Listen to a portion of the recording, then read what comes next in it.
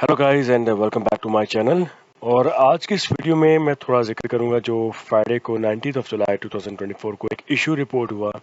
और इस इशू की वजह से ना सिर्फ ये कि दुनिया भर ने एक चीज़ को रियलाइज़ किया, वो ये थी कि उनकी डिपेंडेंसी माइक्रोसॉफ्ट के ऊपर बहुत ज़्यादा है।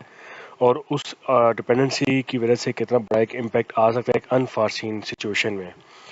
तो हुआ कुछ यूँ नाज़रीन के बैक ऑन फ्राइडे मैं खुद भी वैसे इस चीज़ को मैंने रियलाइज़ ही किया था कि जब सुबह-सुबह जब मैंने अपना टीम्स में लॉगिन किया तो मुझे थोड़ा अनयूजुअल सा बिहेवियर ज़रा लगा कि स्टेटस जो प्रॉपर्ली चेंज नहीं हो रहे या कुछ इस तरह का मुझे मसला नज़र आया, लेकिन मैंने उसको इग्नोर किया। यूजुअली इस तरह के प्रॉब्लम्स को हमें रिपोर्ट करना चाहिए।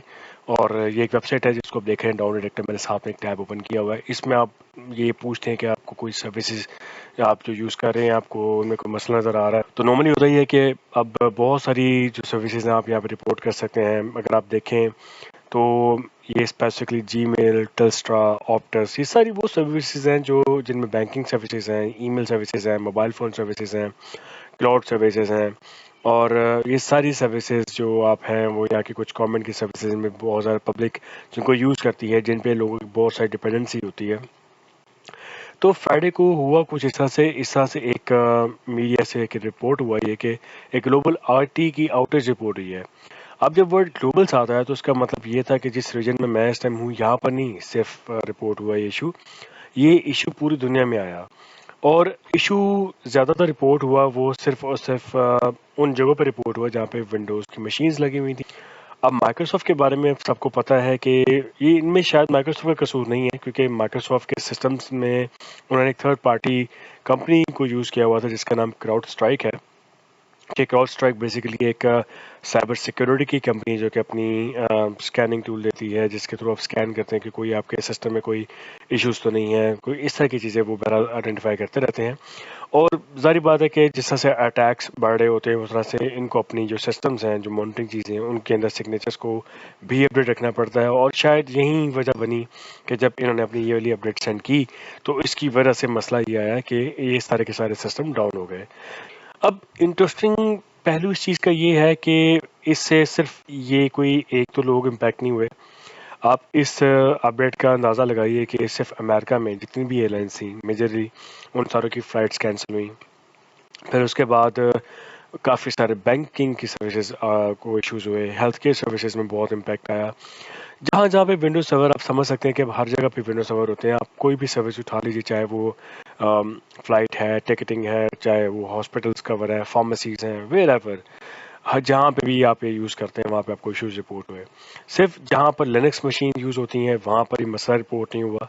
जहाँ पर मैक इंस्टॉल्ड है, जहाँ पे मैक की बुक की सर्विसेज यूज़ होती हैं वहाँ पे इशू रिपोर्ट है, क्योंकि मैक के बैक एंड पे भी लिनक्स ही होती है। तो कहने का मकसद ये है कि अब ये अपडेट कैसे रोल आउट हुई।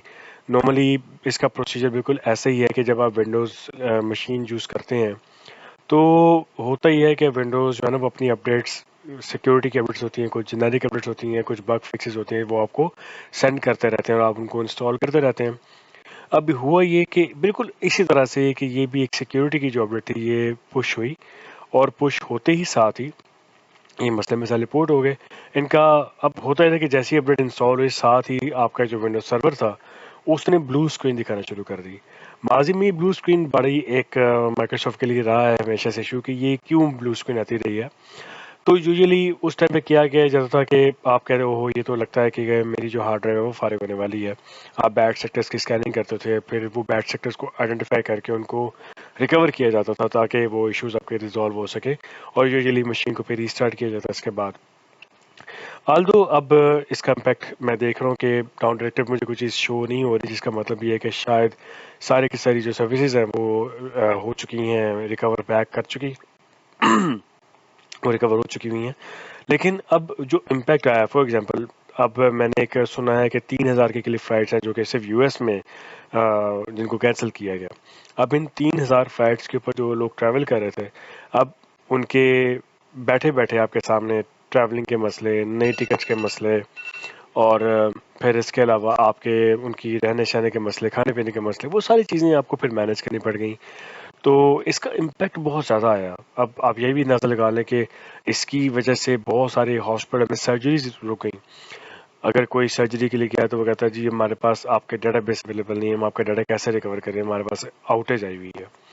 तो ये एक बैठे बैठे एक ऐसी सिचुएशन बन गई कि जिसमें यू कैन से कि इसने बहुत सारे लोगों को इफेक्ट किया, और साथ ही साथ इस चीज़ को रियलाइज़ भी करवाया कि हमारी डिपेंडेंसी एक ही सिस्टम पे क्यों है।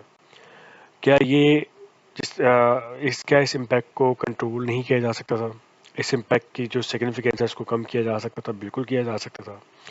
इसके बहुत सारे सॉल्यूशंस हो सकते थे कि अगर आपके एक सर्वर डाउन है तो आप एक ओएस पे डिपेंड ना करें। ओएस आपको शायद अंदाज़ा होगा कि ये बेसिकली ओएस होता है जो विंडोज़ बनाता है, या विंडोज़ एक ओएस है कि जिसमें आप डिफरेंट जो कंप्यूटर सर्विसेज के दरमियान आप एक कोलैबोरेट कर रहे होते हैं।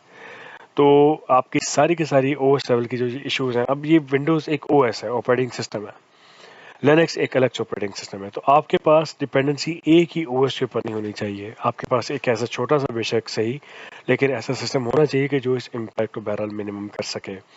अब जोर इस बात का दिया जा रहा है कि बेशक आपका Windows server easy to use है, लेकिन इस सिचुएशन के लिए आपको एक डीआर का सोल्यूशन चाहिए।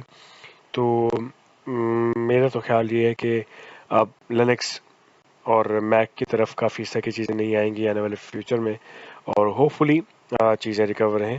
तो अभी के लिए बस इतना ही, और गुड न्यूज़ तो यही है कि जब हम इस वीकेंड से गुजरे हैं तो वीकेंड के बाद इशू काफ़ी देर रिजॉल्व हो चुका हुआ है। इंस्ट्रक्शंस भी आ चुकी हुई हैं कि कैसे आप इशू को रिजॉल्व कर सकते हैं। तो अगर आपको कोई और इस चीज़ के बारे में क्यूरियस है तो please come back to me, और अगर आप चाहते हैं किसी और टॉपिक पे मैं बात करूं तो प्लीज़ मुझे मैसेज में बताइएगा। आपका ख्याल रखिएगा, और मिलते हैं नेक्स्ट न्यूज़ के साथ next time. Thank you so much.